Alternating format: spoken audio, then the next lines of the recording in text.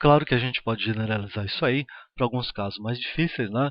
Um dos mais clássicos aí em vestibular é o caso do globo da morte. Para quem não conhece, né, o globo da morte é aquela brincadeira entre aspas, né, do motociclista que vai fazer essa curva aqui dentro de um globo, né? Tá? E vamos calcular o ponto mais alto dessa trajetória aí, né? Então a gente começa como sempre, lá no ponto mais alto, peso da moto, né, mais o motociclista, chamar só de P. Tá? Só que aqui a normal também é para baixo. Por quê? Tá? Quando ele está fazendo essa curva ascendente aqui, ele está empurrando o globo da morte para cima. Então, pela terceira lei de Newton, o globo da morte empurra o motociclista para baixo. Normal N. Primeiro vamos equacionar de forma genérica aí. Então, força resultante, agora resultante centrípeta. É massa vezes aceleração. Agora, aceleração centrípeta aí.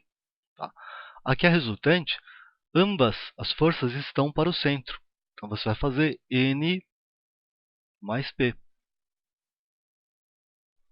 Isso é igual a massa vezes, abrir a equação, velocidade ao quadrado pelo raio. Daí para frente, se forem dados números, né, você substitui e calcula. Só que normalmente a pergunta mais frequente, no caso do globo da morte, né, seria qual a velocidade mínima que esse motociclista deve ter para conseguir fazer a curva aí, tá? Para conseguir fazer esse movimento aqui, tá bom?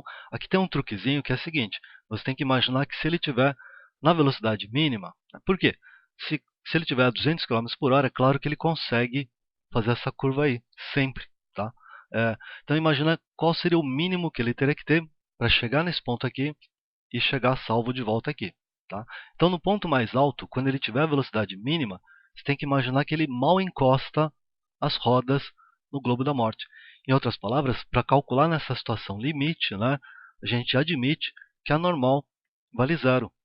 Seria o ponto que ele mal encostaria, né, na parte superior do globo. Tá? Isso vai te dar a menor velocidade que ele pode ter e ainda assim fazer essa curva aí. Tá? É claro que uma vez que você saiba isso aqui, que você lembre, né, aí você cancela a normal aqui e prossegue. Tá? Peso, como eu estou fazendo sem número, né, massa vezes a gravidade.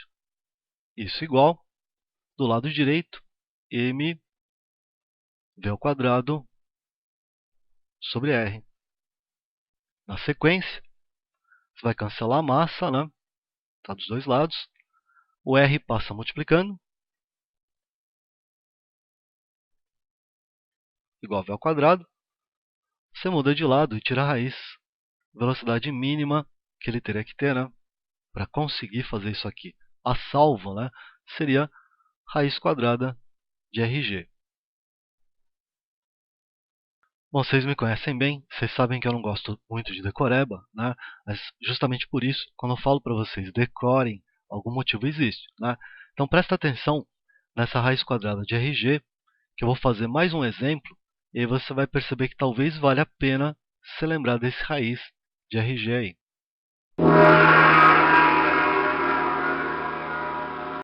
Um outro problema muito frequente em componentes da força resultante, né, seria o movimento de um satélite artificial em torno da Terra. Isso aqui que eu tentei desenhar é a Terra, né, aos Estados Unidos, ao Brasil, parece, né? Tá?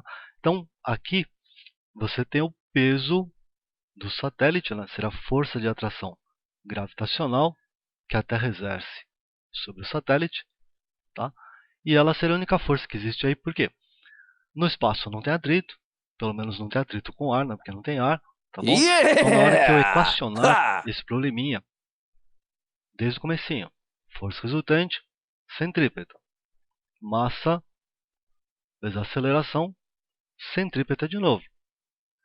Agora, a resultante só tem uma e ela está apontada para o centro. Então, ela seria positiva, seria mais P, igual a massa vezes aceleração centrípeta. Peso é mg, massa vezes gravidade, e eu abro o ACP de novo, v ao quadrado sobre r. Cancelo o m, Multiplicou aqui, você já percebeu onde eu vou chegar, tá?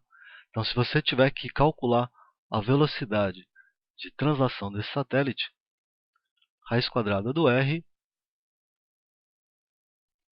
pelo g. Vale a pena se lembrar dessa formulinha, que ela resolve dois problemas, né? E os dois problemas são clássicos em vestibular.